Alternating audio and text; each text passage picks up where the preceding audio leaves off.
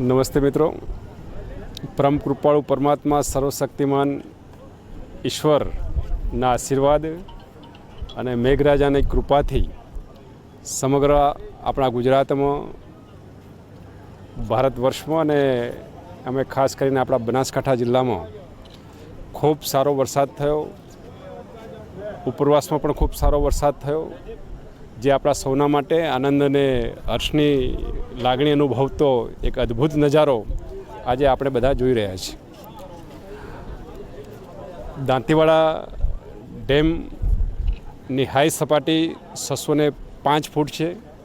આજે 601ની સપાટી થતાં સરકાર દ્વારા બનાસ નદીના વહેણમાં આજે 25,000 ક્યુસેક પાણી છોડવામાં આવ્યું.